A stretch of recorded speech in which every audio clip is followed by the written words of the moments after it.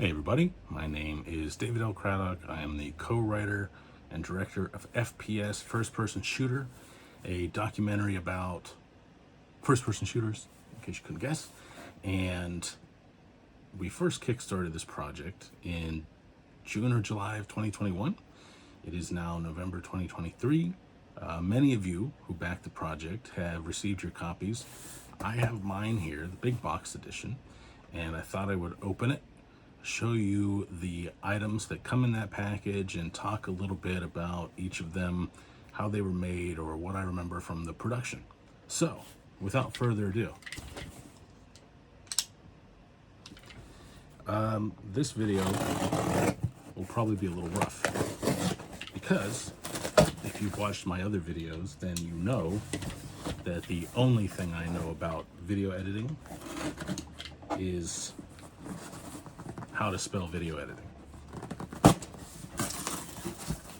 My wife is the video editor and artist and musician and creative polymath, I like to call her.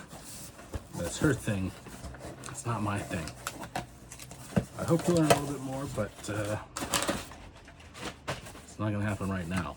Right now, we're going to look at first item. This is the FPS big box. If you grew up in the 90s, played a lot of PC games, you will recognize this box size from shelves. But it's just absolutely beautiful. Sort of cover art. One of three covers. This is the only cover you can get in the box, but we have three posters. And yeah, credits down at the bottom. I am on there 3 times as a producer, a writer, and a director. So don't play a drinking game with that box. Let's see, what else do we have? Next up, we have the mouse pad, FPS mouse pad with the same artwork. So I saw this artwork start to come together in the spring of 2021, I think shortly after I joined the project. I can't remember the artist's name, and I feel bad about that because they're very talented, but I'll try to find the name and put it in the description of this video. But it was really cool to see all the drafts to this final product, and obviously if you're a fan of FPS games, you'll recognize a lot of these characters, and hopefully it gives you some fond memories. Some of these characters are from games that are only 3 or 4 years old, so it might not be memories so much as recent, oh yeah, I did play that game, sort of thing. Here we have, okay, to be honest, I don't know what this is. I think it might be a sticker, but these are the 3 posters that I was telling you about. So you can check those out. I weighed in on some of these, but a lot of this stuff was out of my hand. We have great producers, Clayton and James. They did a great job. I think Clayton handled most of our artwork and promotional materials, other than the art. You know, we contracted artists for that, but Clayton did a lot of our promotional graphics, and I'm almost positive he had a hand in working with the artists to facilitate those paintings. So now I'm going to open up posters. I'm not sure, so I didn't come up with the contents of each product or package that you could get. Like, you know, you can get a digital, Blu-ray, the big box set. So I'm kind of being surprised by all this stuff as well. So here's first poster of the iconic FPS artwork. Even though we had 3 posters done, I would say this is probably our key art. And then the second one, which is very reminiscent of what my bedroom looked like growing up. Chunky beige towers, the mini towers, and the CRTs that were not fun to haul around to LAN parties, even though I do miss LAN parties. Good times. And here is the much more understated and more effective for it, I think, FPS logo with a bunch of bullet shells, casings. I think that's pretty cool. I really like all 3 of them, a lot of variety there. Okay, so let's get into this box. So Robin Block is the executive producer of FPS and the creator of Creator VC and Fundamental, the production companies that put this together. And he says this is probably the nicest set of merchandise they've ever manufactured. He really raised the game, pun intended, for FPS.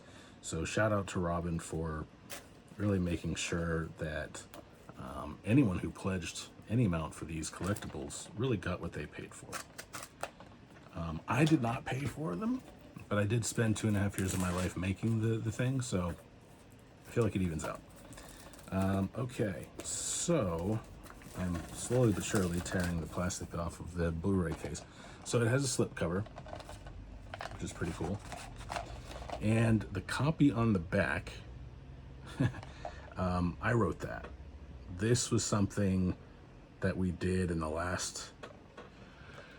So there were 3 pre-order opportunities. There was a Kickstarter in the summer of 2021, an Indiegogo in the spring of 2022, and then in the summer of 2023, we did what we called the final sale, which was not the final sale, as you would understandably think, but your last opportunity to pre-order and get your name in the credits. We're selling the documentary now at fpsdoc.com, but we're sold out of the digital editions. You can get sold out of the physical editions. You can't sell out of anything digital. And we might have more physical editions in the future, but it's something you have to keep an eye out for because not even I know if or when it will come back in stock. But anyway, as we were finalizing our last to-do items on the checklist before wrapping up really everything, production in all forms of FPS, writing the marketing copy for the back of the case was one of my last to-do items. It was actually a lot of fun. You know, I modeled it after a lot of the marketing copy you read on the back of DVDs and Blu-rays. It's pretty simple if you know the format. Like from the critically acclaimed blah blah blah that brought you this awesome movie, and this awesome movie comes this awesome movie, and you give a synopsis that's full of sexy verbs and gets you hyped for the movie, which is not hard to do because this is a great movie. So on the inside we have a original numbered edition. So I have number 768, which is cool. And then also on the inside, the Blu-ray and a little booklet. I ended up writing most of this too, although we did have our team, members of our team weigh in. But first of all, this is really cool. So I've become pretty close with John Romero. You know, he needs no introduction, but you know, co-founder of id Software, creator of Doom, Wolfenstein, Quake, etc. And I interviewed him for 5.5 hours, somewhere around there, for this documentary. And that was the longest interview. Most of them went between 1.5 hours to 2.5 hours.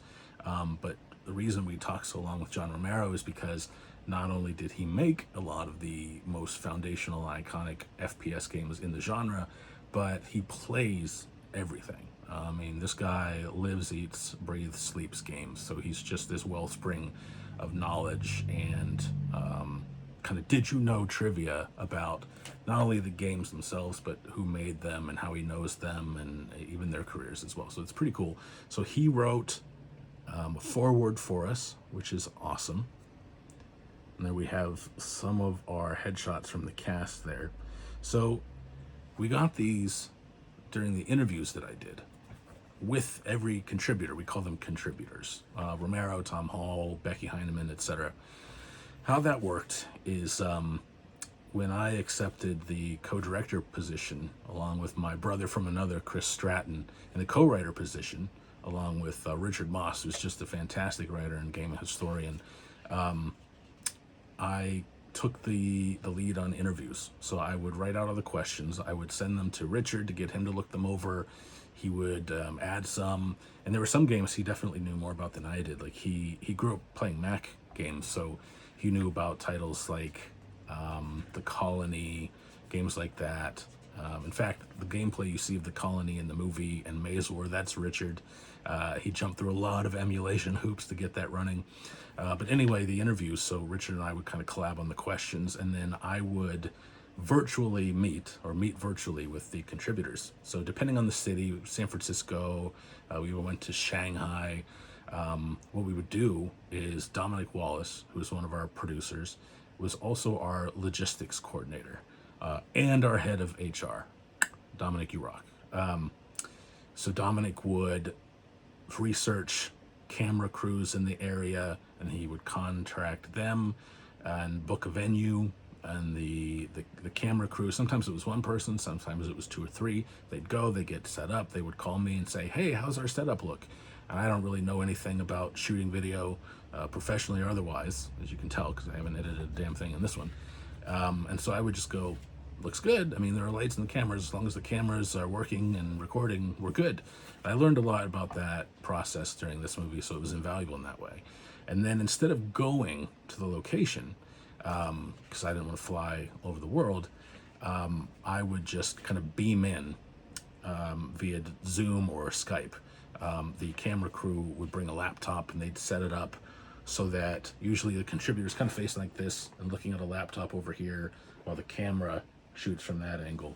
And all the while, the camera crew, they're monitoring the camera, making sure we're recording, making sure the lighting looks good, but they're also taking pictures and sending them to me via email. So when the interview's done, open my email, check out the pics, and we put them in this behind the scenes folder.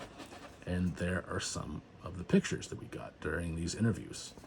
That's just some of them, obviously. We had about 48 contributors, so action-packed cast. So we got a foreword from John Romero. This is my foreword. If you've read any of my books, you know that I don't do brevity. But yeah, a little page and a half there, just talking about the experience and what it meant for me. I never aspired to do movies. Nothing against them. I just never thought about it. The funny thing is, I love learning about how movies are made and how TV shows are made, really how anything is made, because that's what I do really for a living. I'm primarily a nonfiction author, and I talk to people about how they make games. And when I got the opportunity to do this, based on my knowledge of FPS games and history, I jumped at the opportunity because it was a chance to learn how to write in a different medium and do another type of writing. So it was really fun, and I just kind of recounted that here. And then we have more forewords. There's one from my co-director, Chris Stratton, who's also the video editor, the visual effects department, all that stuff. He's just a one-man wrecking crew in this project. It's amazing. We've got forewords from, I believe this is, yes, Richard and Dominic. If you have this, you can, read this booklet yourself. This isn't story time. Like, okay, children. Anyway, we have some more forwards, I believe. Yes, from James Evans and Clayton Benj. So James did a lot of our marketing. Clayton did, like I said, a lot of our promotional materials, the artwork for that. A special thanks to backers at or above a certain level. And here we have a checklist. This is kind of a cool idea. So Creator VC did this with their previous documentaries, the In Search of Darkness series and In Search of Tomorrow. Gives you a checklist so you can check off the movies you've seen or that you want to add to your collection, which I thought was a pretty neat idea. So yeah, that takes us to the contents of the big box, which appropriately came in a big box. Sometime in 2024, which marks my 20th anniversary as a professional writer, I will be publishing an FPS director's diary where I recount most of the stories from behind the scenes of how this movie was made and just what I learned. I started keeping a diary for myself just to record the experience, and decided, because this is what I do, hey, I'll publish it, put it together, clean it up, publish it. So that should be fun. But if you backed FPS or if you bought it just recently, I really hope you enjoy it. It was a labor of love, 2.5 years, constant work, and that's not a complaint. I just wanted to give you an idea of what it takes to make something that is 4.5 hours long. But the nice thing is, every game, it has a section break where, we open with a shot of box art with this cool 3D wall that zooms in, and then we talk about the game, and then we go into another box art. So it's really easy to break up and watch. You know, you can watch 15 minutes, 5 minutes, an hour, the whole thing. I've heard from a lot of backers who've watched it in a single sitting. And yeah, it's made to be digestible, however you want to digest it. So if you backed it, thank you very much for your support. If you're new to FPS, or if you are sold on it from this video, which, I mean, come on, look at the production values here, huh? I hope you enjoy it, and thank you for your time. Hope you enjoyed the video. Hope you enjoyed the insight. Happy to answer any questions, which I'll be doing more of in the coming months, especially in 2024. And I guess that's it. Thanks for watching.